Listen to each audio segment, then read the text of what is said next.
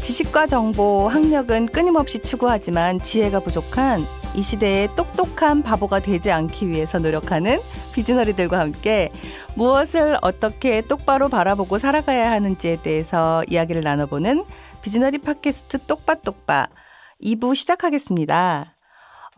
드디어 마지막 6번째 기둥에 대해서 이야기할 시간인데요.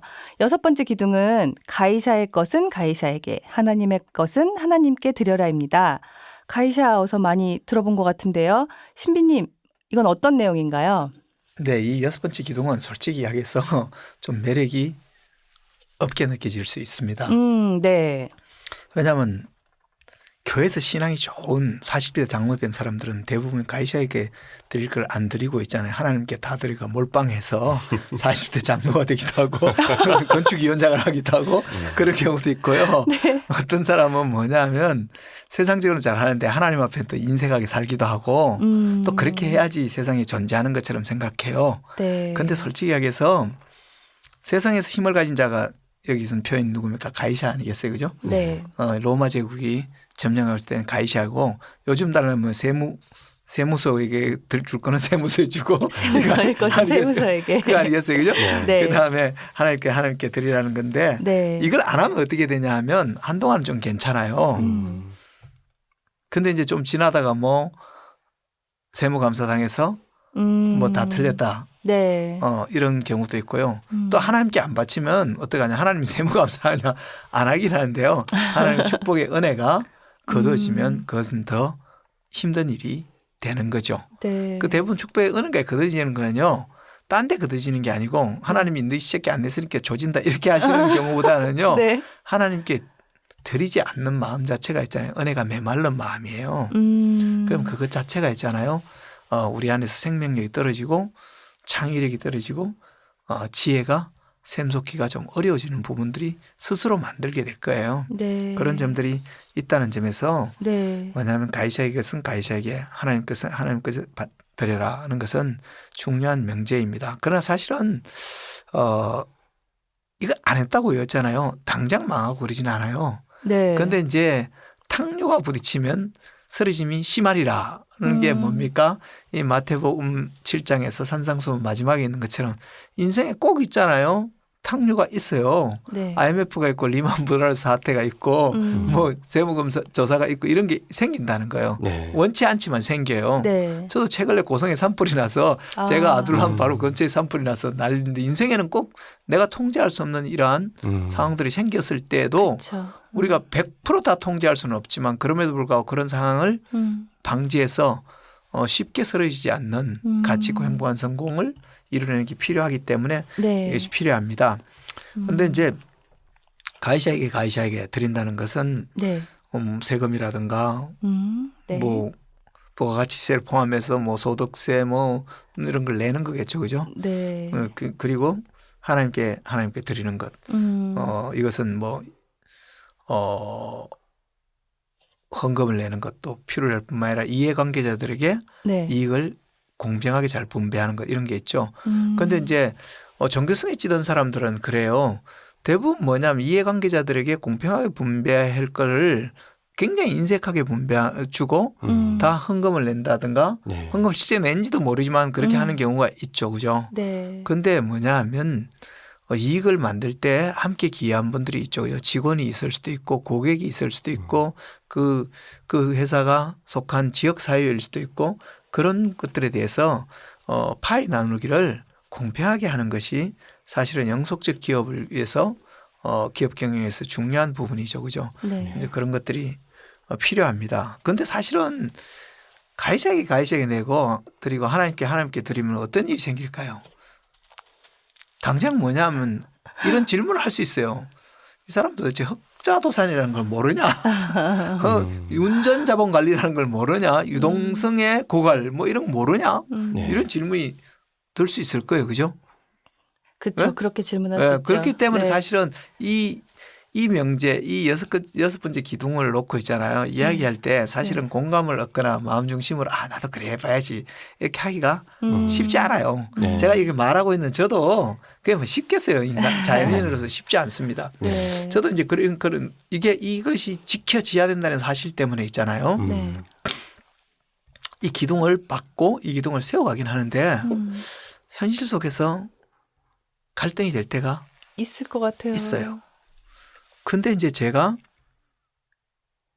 사람이 이런 생각이 들면 첫째는 아무도 안 보지만 있잖아요. 네. 누가 누구한테 창피한지 알아요? 자기가 자기 자신한테 좀 창피하잖아요. 네.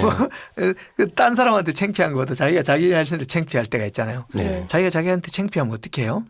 딴 데 쫙 쳐다보잖아요. 딱 쳐다보면서 있잖아요. 네. 다른 사람도 그랬을 때 굉장히 위로를 받잖아. 아, 근데 성경에 보면 네. 아브라함이 있잖아요. 네. 그런 과정을 거쳐갔어요.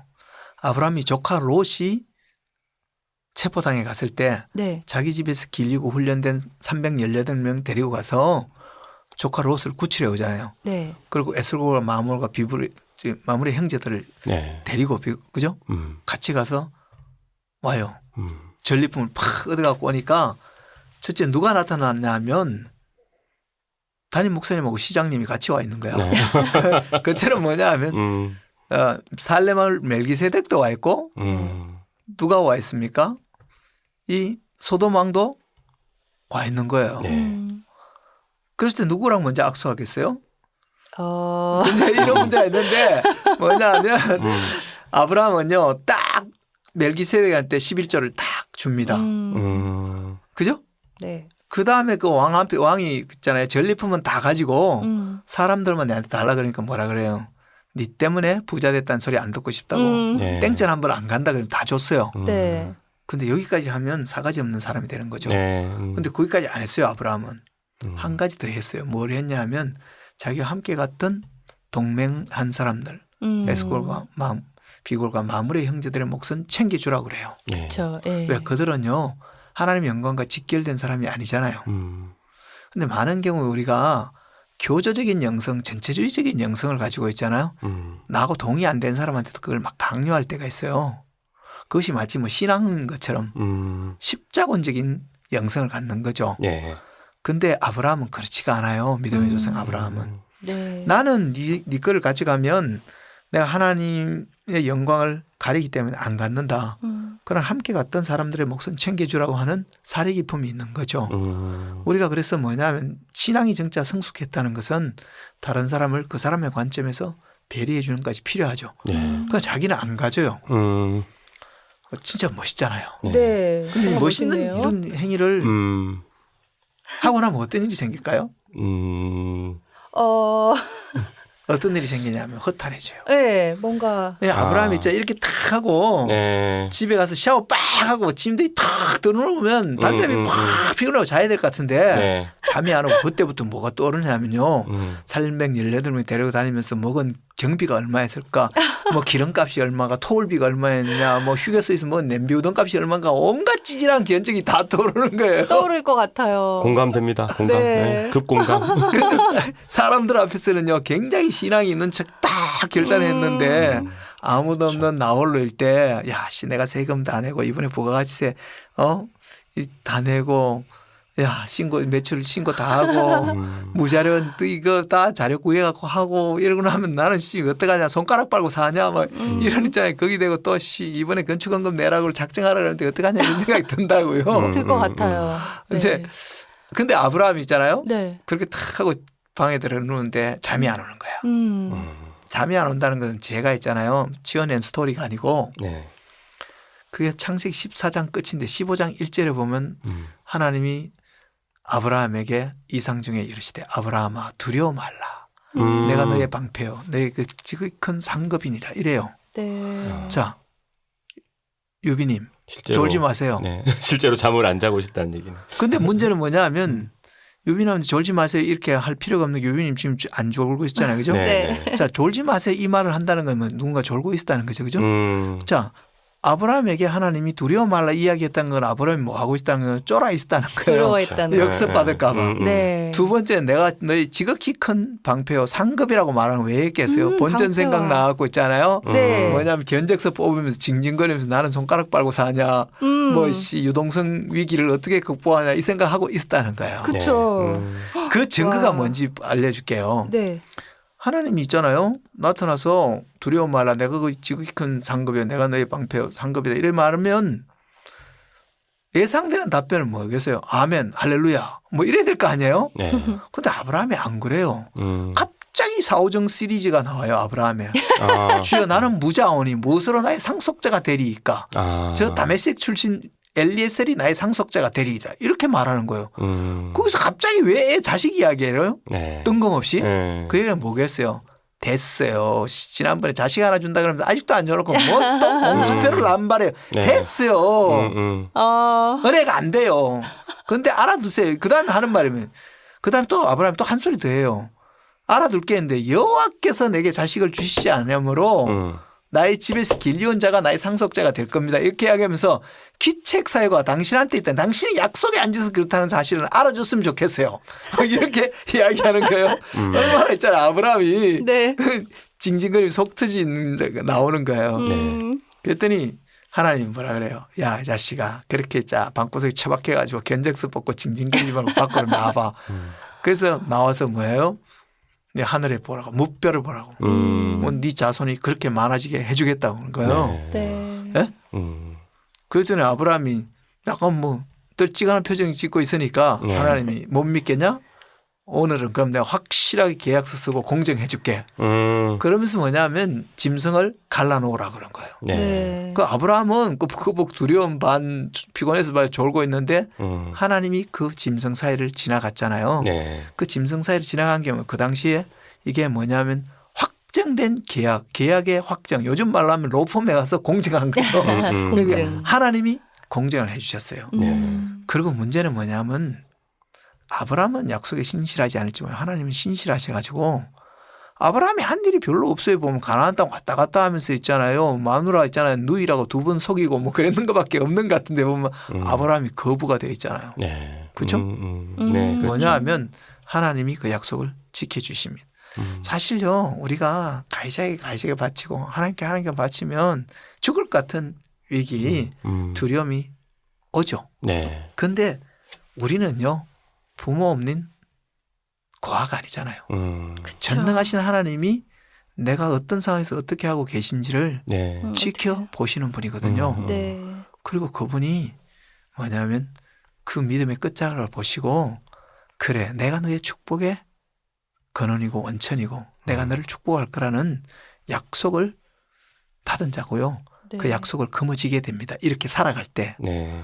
제가 좀 진도가 많이 나가는 거지만요.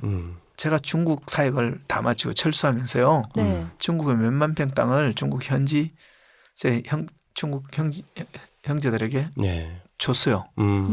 네. 주고 조건 없이 넘겨주고 오면서 내가 하나님께 기도했어요. 하나님 제가 여기서 드렸으니까 하나님 대한민국 정부도 토지를 수용해 가면 대토해 주는데 네. 한국에 들어가면 제가 땅 좀 주세요 그랬거든요. 그런데 그랬더니 하나님이 2년 만에 15,000평을 줍니다. 아우. 그 실질적으로 뭐냐면 제가 있잖아요. 아마 열심히 비즈니스에 돈 벌어가지고 있잖아요. 그 15,000평 땅 사고 있잖아요. 큰 한옥들 몇 채 짓고 하기가 쉽지 않을 거예요. 그쵸. 하나님이 있잖아요.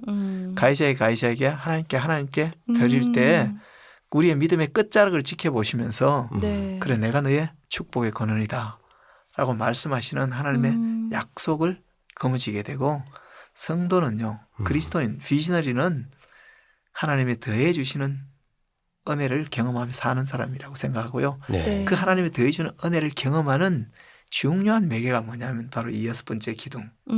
가이사에게 하나님께 드려라 라는 네. 거라고 저는 생각합니다. 그렇군요. 믿음의 끝자락을 보시는군요. 네. 어떻게 유빈님은 6번째 기둥 잘 적용하고 계신가요?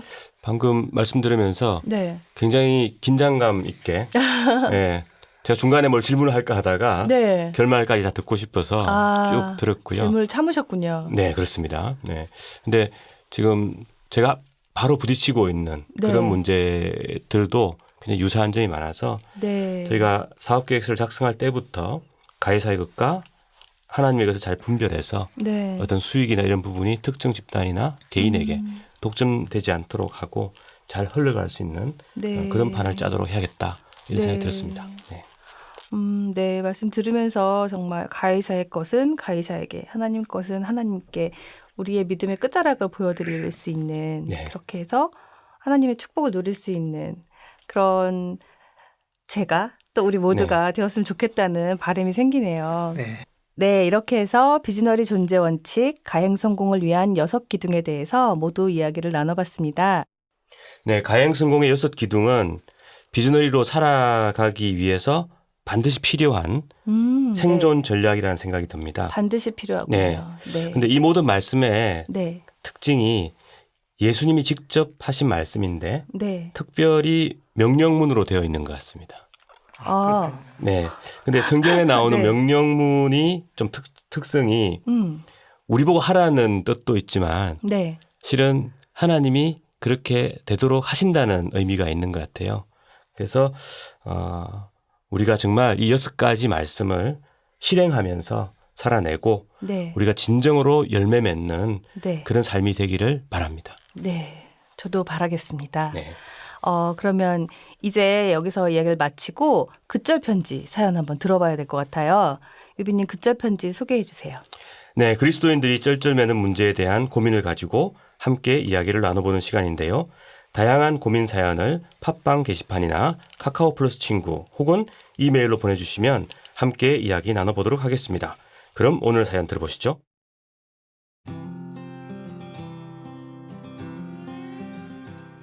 안녕하세요. 저희는 부부가 토스트 가게를 운영하고 있어요. 우리 부부는 그간 열심히 토스트를 구우면서 손님들을 예수님 모시듯이 하면서 살아왔습니다.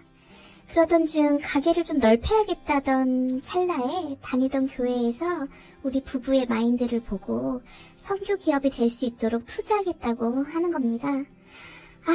드디어 가치를 인정받는구나. 너무너무 기뻤죠. 하지만 그 기쁨도 잠시 자꾸 간섭을 하는데 일을 자기네가 하는 것도 아니면서 자꾸 귀찮게 하는 거예요. 아니, 투명하고 정직한 건 좋은데 삿대고 포대고 도대체 남는 게 뭐가 있습니까? 사업을 조금만 유두리끼 하면 되는데 남들도 다 그만큼은 하더만 가지가지 세금에 가지가지 헌금들 그거 다 하면 우리 파산입니다. 큰 기업이나 세금을 잘 내야지 우리 같은 영세 사업자들은 그런 게 해당이 되는 것 같지 않아요. 그리고 또 남편과 제가 올리는 재정정보에 대해서 믿을 수가 없다는 거예요. 우리를 믿고 투자했던 거 아닌가요? 왜 이제 와서 이러는 거예요? 이해할 수가 없어요. 어딜 봐서 우리가 거짓말 할 것 같아요? 우리 하나님 믿는 사람들이에요. 그리고 우리가 토스트 가게 한다고 얕보는 저 동네 양아치들이 자꾸 와서 시비를 걸어요. 별다른 피해는 없는데 가게 분위기가 점점 험악해져요. 우리 남편이 맨날 확 쫓아내버릴까 하는데 경찰을 부를 수도 없고 고민 미치겠어요. 선교 기업하면 하나님이 이런 건 알아서 해결해 주시지 않을까요? 정말 가지가지 하네요. 어떻게 하죠? 네, 굿절 편지 사연 들어봤는데요. 토스트 가게를 운영하시면서 세금에 가지가지 헌금까지 하면 파산이라고 고민하고 계신데요. 그리고 또 다양한 문제들이 있는데 하나님이 이런 건 알아서 해결해 주시지 않냐 이런 질문을 하셨어요. 신비님 어떻게 생각하세요? 네, 참 많이 힘드실 것 같아요. 네. 그리고 지쳐 있는 것 같기도 해요. 네. 말씀하는 거 보면 굉장히 자조적이고 그냥 비관적인 것 같은데 네. 좀 이런 상황이 빨리 개선되고 네. 또 이 상황을 뚫어낼 수 있는 정신적 역량이 있었으면 참 좋겠다는 생각이 먼저 드네요. 네. 근데 이분은 그냥 투자를 받지 말고 그 작은 가게를 그냥 하시는 게 참 더 나았을 것 같은데 비즈니스에게 피터의 법칙이라는 게 있어요. 네. 그게 뭐냐 하면 사람은 자기 약점이 드러날 때까지 성공하고 싶어 한다는 거예요. 모든 조직에는 무능한 과장, 무능한 부장, 무능한 이사가 있어요. 네. 그분들이 전 직급까지는 유능했으니까 승진했을 거 아니에요. 그죠? 그런데 뭐냐 하면 그 상위 직급에 가면 무능해진다는 거예요. 왜냐하면 그 상위 직급을 맡을 준비가 안 됐는데 그럴 역량이 안 된데 맡게 된 거죠. 네. 자, 이분이 볼 때 그 토스트 가게 짜게 할 때는 그 자신이 가진 달란트 안에서 네. 재미있게 했는가 본데 그것을 확장해 갈 만한 준비가 안 됐는 것 같고요. 그다음에 이거 투자하시는 분도 이분들이 그렇게 준비가 되도록 뭐냐면 그 확장하는 준비가 되어져 갈 수 있도록 네. 하는 데 있어서 사려 깊은 노력들이 없었던 것 같아요. 네. 그래서 저는 다른 것보다 첫 번째 우리 하나님 믿는 사람이에요. 이 말은 있잖아요. 네. 다른 사람이 해줄 때 의미가 있는 것 같아요. 아, 유비님 정말 보니까 하나님 믿는 사람 같네요. 이럴 때는 그게 참 칭찬이에요. 그러네요. 그런데 뭐냐면 나 예수 믿는 사람이야 이렇게 말하는 자기의 윤리성을 담보하기 위해서 크리스찬이라는 것을 말을 내는 순간 이미 이것은요 위험한 상황인 겁니다. 네. 여러분 책무라는 단어 들어보신 적 있어요? 네. 무슨 책무. 뜻이에요 책무? 책임? 의무? 책임을 지고 의무를 다한다.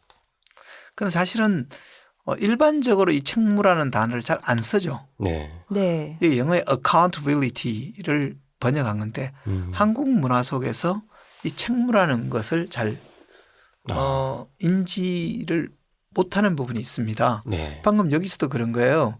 투명하게 객관적으로 데이터를 달라 그랬더니 너 나 못 믿냐? 의심하는 거냐? 이렇게 반문하잖아요. 그죠? 네. 근데 지금 이렇게 반문하는 것 자체가 굉장히 나쁜 겁니다.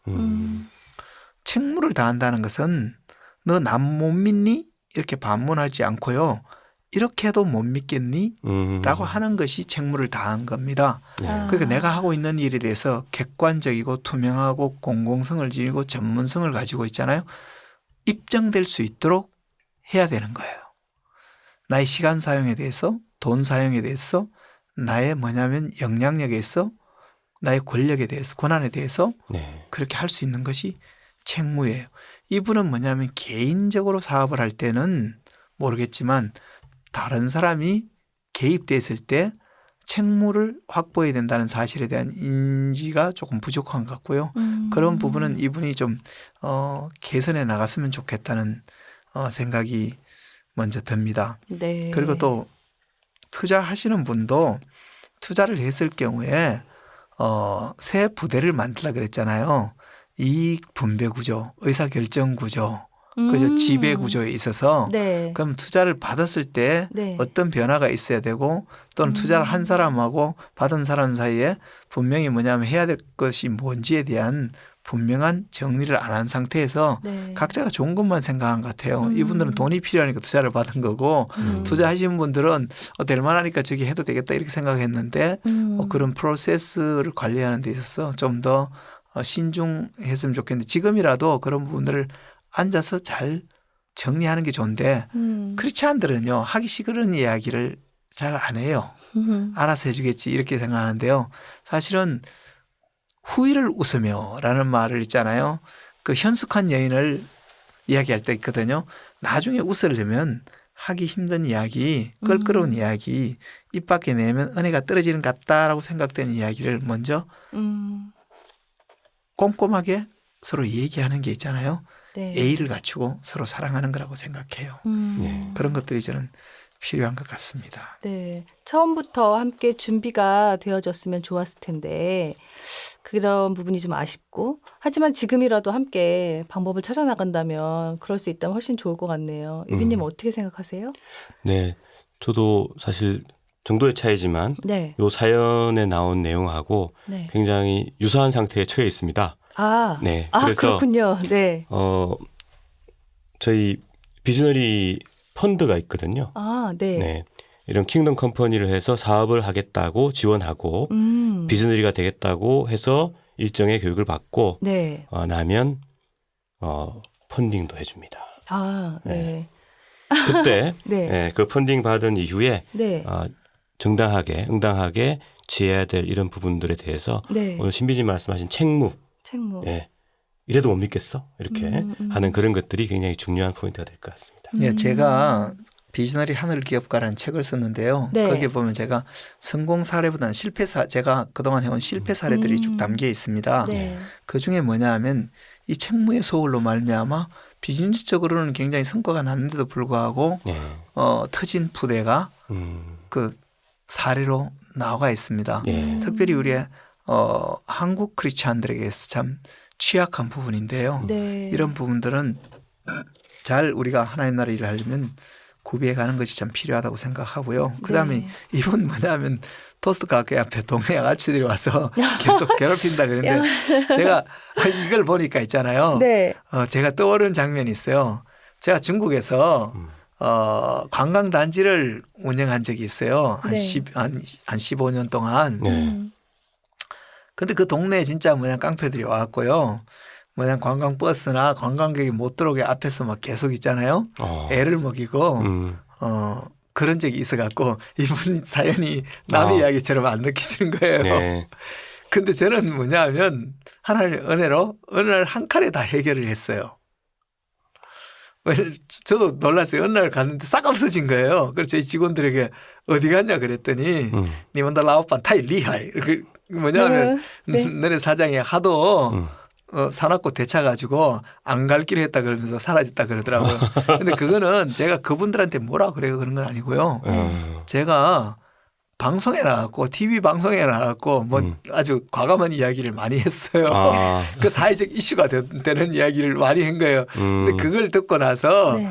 전마는 텔레비에 나갔고도 할 말 다 하는 거 보니까 괜히 여기서 갈맞다가 피곤하겠다 이래서 그분들이 이제 가게 됐는데 저는 제가 전혀 상상하지 않은 방법으로 하나님이 이 문제를 해결해 주셨거든요. 저는 우리 사실 동네 양아치들 조그만 뭡니까 토스트 가게 앞에 뭐 양아치가 있다는 게 제가 생각할 때는 조폭 수준은 아닐 거고 동네에 그냥 꼬맹이들일 건데 하나님께서 이분들이 제가 생각할 때는 먼저 책무를 다하고요. 네. 투자에 대해서 이런 부분을 잘 정리하고 교회 투자해 준 분 잘 정리하고 이 부대를 잘 구비해 가면 전 이 양아치들도 뭐냐면 하나님의 은혜로 사라질 거라고 생각하고 아니면 이 양아치들에게 있잖아요. 늘 토스트를 하나씩 주면서 이 사람들이 뭐냐면 하나님의 은혜를 네. 경험하게 하는 것도 또 하나의 한 방법이 되지 않을까 이런 생각이 듭니다. 네. 네, 그러네요.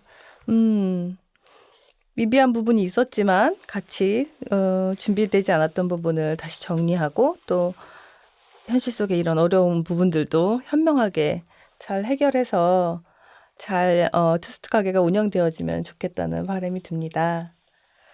네, 극절 편지 사연을 가지고 이야기 나눠봤는데요. 유빈님 어떠셨어요? 네. 오늘 이야기 들으면서 네. 역시 극절 편지를 통해서 더 네. 공감되는 이야기도 많고 네. 또 생각하는 부분도 많이 있는 것 같아서 이 코너가 특별히 더 좋은 것 같습니다. 네, 좀 더 실질적으로 생각해 보게 되는 것 같아요. 네.